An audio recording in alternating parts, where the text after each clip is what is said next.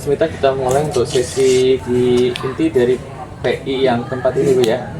Baik, bismillahirrahmanirrahim.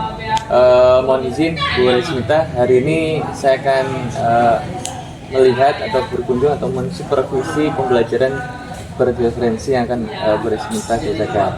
Oke. Untuk modul ajarnya sudah direvisi ya Bu ya? Ya sudah Pak. Baik. Ibu, saya mau tanya, area pengembangan yang akan Ibu lakukan di proses pembelajaran nanti itu apa? Area pengembangan yang saya akan lakukan yang pertama itu peningkatan motivasi belajar ya Pak. Peningkatan motivasi belajar. Karena saya melihat motivasi belajar masih kurang merata gitu Pak. Kemudian juga kolaborasi antar siswa, karena sekarang itu kan yang saya masuk itu kan di kelas 7. Yeah. Tentunya perlu penyesuaian juga atau perlu bimbingan untuk menyesuaikan kolaborasi dengan teman-teman yang lain gitu Pak. Yang ketiga yaitu pengembangan pada media pembelajaran. Bu, saya mau tanya, untuk proses dimotivasinya kira-kira strateginya seperti apa Bu Resmita?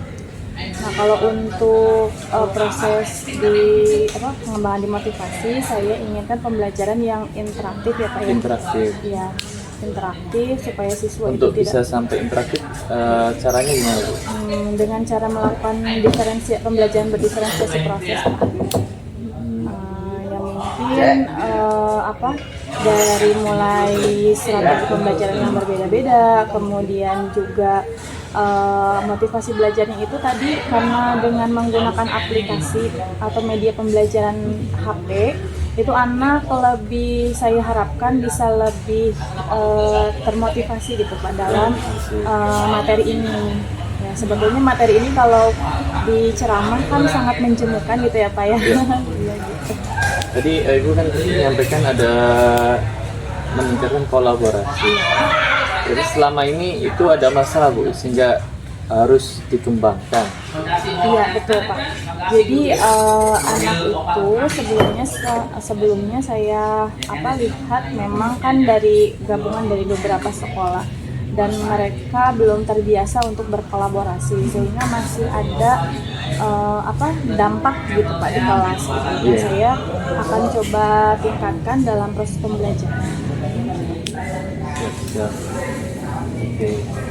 Tapi Bu punya cara nggak bagaimana agar media yang Ibu gunakan itu kan aplikasi penggunaan handphone agar anak-anak juga tidak menyalahgunakan penggunaan handphone, apa ada caranya nggak? Ya, tentunya Pak, saya nanti akan menginstruksikan, jadi saya membatasi HP yang digunakan itu hanya berapa, jadi tidak semua siswa membawa HP dan itu cukup untuk perwakilan. Oh, perwakilan kelompok ya, saja. perwakilan kelompok saja.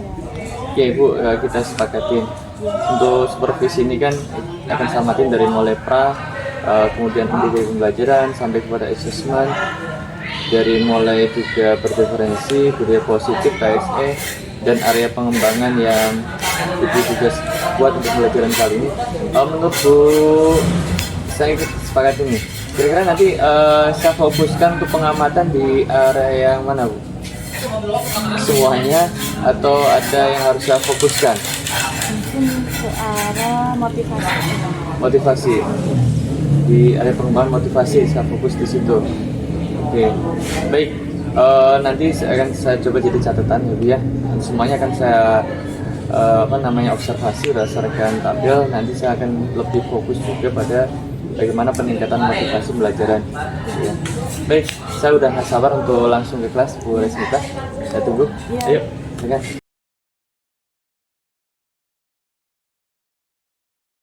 Bismillahirrahmanirrahim. Assalamualaikum warahmatullahi wabarakatuh. Waalaikumsalam warahmatullahi wabarakatuh. Apa kabar kalian hari ini? Baik. Nah, sebelum mulai pembelajaran, Ibu harapkan ada yang mau atau bersedia memimpin doa terlebih dahulu. Ada yang mau bersedia memimpin doa hari ini? Ayo. Oke, silakan. Duduk siap. Teman sebelum belajar marilah kita berdoa dalam hati. Berangkat, pantai, ucapkan salam. Ya, sebelum mulai pembelajaran seperti biasa kita cek kebersihan terlebih dahulu. Adakah sampah di kolong mejanya atau di bawah? Silakan dicari. Melihat satu persatu dari meja ke meja sudah cukup bersih ya. Kalian sudah membersihkannya dengan baik. Nah, dulu ada yang tidak hadir hari ini? Ada. Yang tidak hadir hari ini? Ada. This? Sudah. Jalan. Sudah. Ya, mudah-mudahan teman-teman kita yang sakit diberikan kesembuhan. Amin. Oke, nah, udah siap belum kira-kira belajarnya? Ya.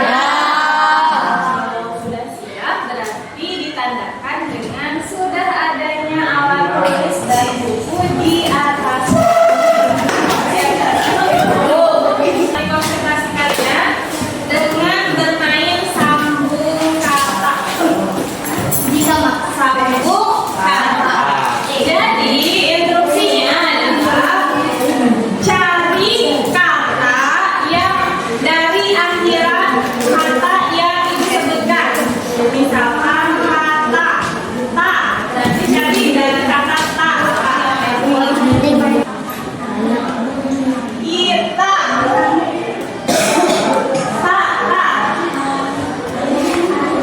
tari,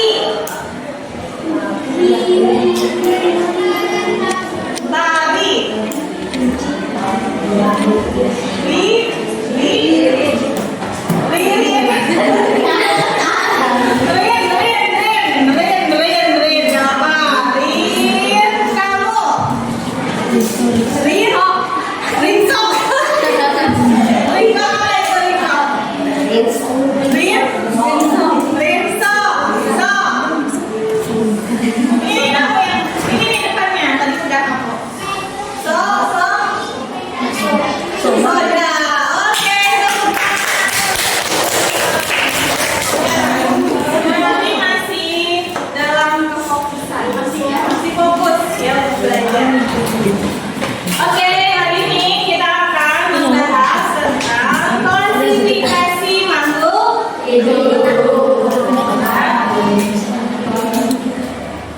Nah, adapun tujuan pembelajarannya ya yang ibu harapkan pada kesempatan kali ini kalian mampu melakukan kegiatan pengamatan dan kalian mampu mengidentifikasi dan berbagai jenis tumbuhan secara tepat. Kemudian kalian mampu menganalisis persamaan dan perbedaan ciri-ciri tumbuhan dengan benar. Dan pertama kita akan melakukan eksplorasi konsep, melakukan dengan melakukan pengamatan. Pengamatannya di lingkungan sekolah, ya. Jadi kita nanti akan keluar sekolah, keluar kelas, tapi masih di area kelas kalian ya. Dengan apa? Dengan dibantu dengan HP untuk mengidentifikasi tumbuhan. Kalian juga nanti akan menganalisis LKPD. Nanti membagikan LKPD. Diskusi kelompok, kalian akan melakukan diskusi kelompok, ya. Dan kalian akan melakukan presentasi di akhir kegiatan. Nanti sampel tumbuhan yang kalian amati, kalian bawa, kalian ambil, pegang satu orang satu tumbuhan dan kalian simpan sebagai herbarium. Jadi nanti pada tugas akhir atau produk akhir di pembelajaran kita kali ini adalah membuat herbarium, ya. Nah, ini adalah penilaian atau asesmen yang ingin ibu nilai. Jadi yang ibu nilai di sini ada 3, bukan hanya pengetahuan saja. Ya, ini ada sikap, ya tentunya sikap setiap individu, setiap anggota akan ibu perhatikan. Keterampilan kalian dan pengetahuan kalian. Keterampilan kalian. Ya, kemarin kita belajar tentang membedakan benda mati dengan makhluk hidup. Nah, pada kesempatan kali ini kita akan fokus membahas tentang makhluk hidup. Makhluk hidup yang akan kita bahas, kita salah satu dulu yaitu tumbuhan. Di sini kalian lihat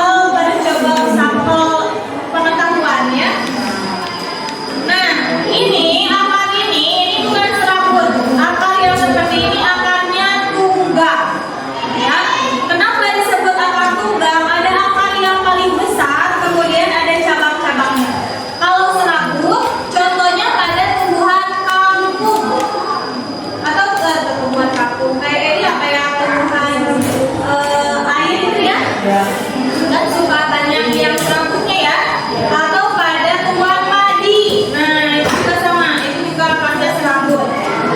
Ini akarnya tunggang, kemudian batangnya sedikit kayak ini kan, ini masih muda ya, jadi berkayunya belum terlalu kelihatan, tapi sudah mulai seperti berkayu dan daunnya menyilid. Jadi tumbuhan ini nama tumbuhannya apa sih? Bunga pukul 8. Bunga pukul 8 ini termasuk kelompok dikotil. Nah, tadi kelompokan monokotil dan dikotil itu adalah salah satu cara kita mengelompokkan atau mengklasifikasikan tumbuhan berdasarkan persamaan ciri-ciri. Ya, fungsinya kenapa dikelompokkan? Tadi di awal pembelajaran, fungsi pengelompokan untuk mudah mencari dan memudahkan kita mempelajari. Kita mempelajari apa yang dipelajari, ciri-cirinya. Ya, selain itu apa lagi? Hubungan kekerabatannya. Bunga pukul 8 ini punya hubungan kekerabatan nggak kira-kira sama pohon apa ini? Kirsa, misalkan. Punya kekerabatan nggak sama pohon kirsa? Atau punya kekerabatan berarti ada yang berbeda daunnya? Ini. Pohon salah. Nih, punya hubungan kekerabatan nggak sama tumbuhan ini namanya Rheodis color ya? Kenapa disebut Rheodis color? Ada 2 warna. Ya, kira-kira punya kekerabatan nggak sama kelompoknya atau beda kelompok? Beda. Kenapa beda kelompok? Oke, bagus. Yang ini monokotil, yang ini gimana caranya kalian mengetahui ini monokotil? Oh, bagus. Karena daunnya bukan menyilip tapi sejajar. Oleh karena itu punya hubungan kekerabatan nggak ini? Tidak. Nah, inilah fungsinya dari klasifikasi tumbuhan. Sampai sini ada pertanyaan? Tidak. Ini untuk aksi nyata nanti kalian. Nah, misalkan daun ini kalian taruh di atas atau di dalam buku. Iya betul, dikeringkan. Nanti buku ini mengering. Nah, taruh di dalam buku yang tebal. Cari pokoknya buku paling tebal. Nah, seperti ini. Kira-kira berapa lama bisa sampai 1 minggu sampai 2 minggu? Lama, oke. Nah, baik. Nah, nanti silakan diskusikan dengan teman kelompok kalian. Mau dibuat seperti apa sih? Apa itu mau dibuat pajangan? Pajangannya mau satu-satu atau mau satu enam-enamnya ditempel bersamaan? Ya. Nah, itu nanti herbariumnya silakan kalian buat sekreatif mungkin. Mau dibuat hiasan dinding atau grup apa, itu dibebaskan. Silakan kalian cari inspirasi di YouTube.